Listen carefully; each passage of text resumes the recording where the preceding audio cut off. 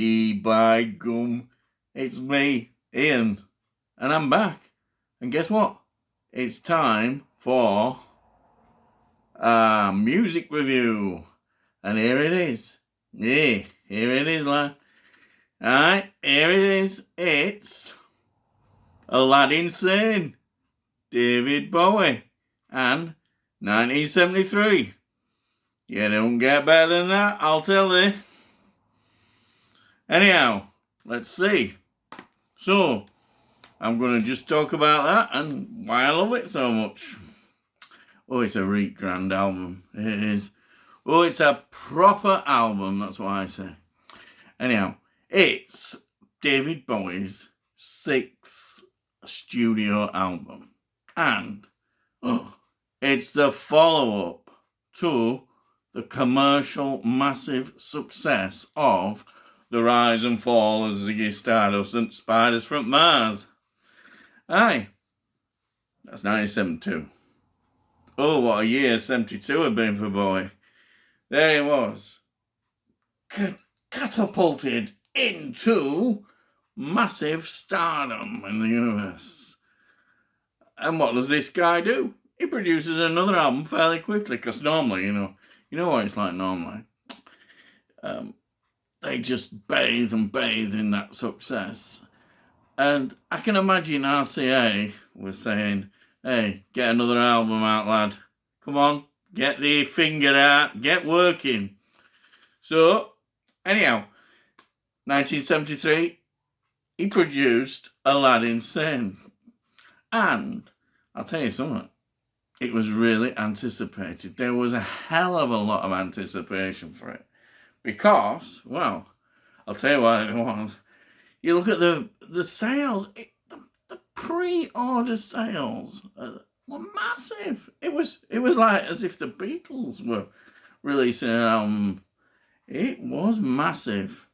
Anyhow, out it came. And guess what? It was a massive, massive success. But there were a few critics going, hey, it's cashing in a bit, I think. It's not as good, is it? It's not as good. So I think there's that reputation of this album just not being as good as the other, because the other's so iconic. But I'll tell you something, I've always liked Aĺaddin Sane. I've got a real soft spot for it. And I think, like with Bowie, he's such a massive, talented artist. He's one where you actually, you know, like a lot of groups that you might like, they have, 1, 2 albums that you can call classic albums. With Bowie, it's massive. It really is massive. He has got a lot of classic albums. Albums that you think, wow, that is really spot on. And that's what happened. That's what happened with him. And what can I say? This album is just amazing. From the moment it kicks off with Watch That Man. I didn't know this, but I found out recently. It was inspired by New York Dolls. Oh, last week actually, I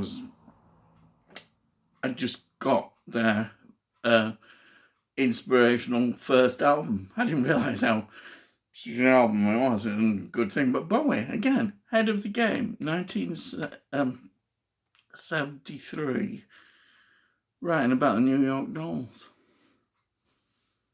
That's what apparently inspired him. Yeah, inspired by the New York Dolls.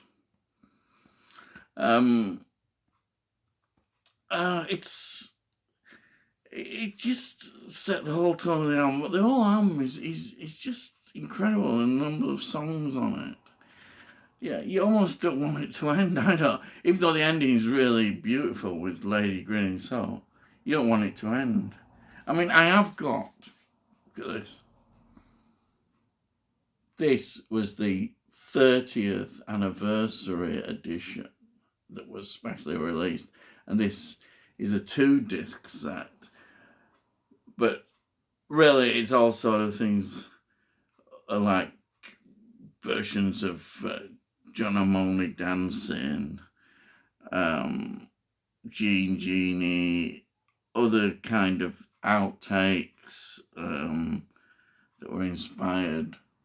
But it's really good. This is very good. But I'm reviewing the album, and this is the original album. Interestingly enough, this is 1990 edition without any. They did reissue a lot of these, and they have bonus tracks in, but this is the actual whole album of it. But it's just such a tremendous album. And the actual title track, Aĺaddin, Sane, is beautiful. It's haunting. It's fantastic. You've got Mike Garson's wonderful sort of jazzy kind of eerie piano playing away there. And you've got things like Driving Saturday then. What about Driving Saturday? A sci-fi single. Oh, yes, I'm in there because I love sci-fi. And Driving Saturday is perfect. This album's actually got, I like a lot of the themes again. Bowie always had that sort of sci-fi fantasy element within his writing anyhow. Like you got Panic in Detroit. Oh, what a guitar there. What a guitar there. Panic in Detroit. Wow. Great song. What about Time? Oh, Time. Oh, we used to play that and think, hey, Bowie lad, this is really good.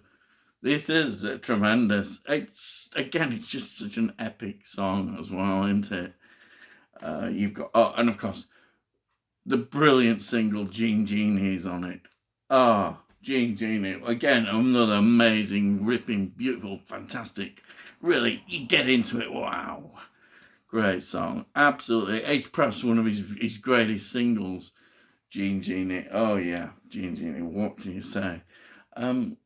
There are other tracks that I think where some critics started attacking the album, which I don't think they should, there's The Prettiest Star, for instance, which was his second single going back in 1970 after Space Oddity, which was a flop, this second single. And it did, incidentally, if you like a bit of trivia, feature Mark Bolan on guitar, the original one. Anyway, he redid it for this album. Yep, it was about his first wife, Angie. And it's wonderful. I think it fits in it. It's a great track. They've redone it. Ronson has done a great job on it, and the guitar.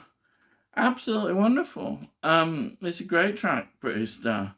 And then, of course, the other one that they point out at is doing the Stones, Let's Spend the Night Together. Hey, I'll tell you something. It's a bloody good track, this. He really smashes it, I think. It's not as good as the original. Oh, no. It bloody is. I'll tell you. It's as good as the original, I think. I know that'll have, I really love it. I just think it's great. Oh, yeah. Definitely. What about Cracked Actor? Another one.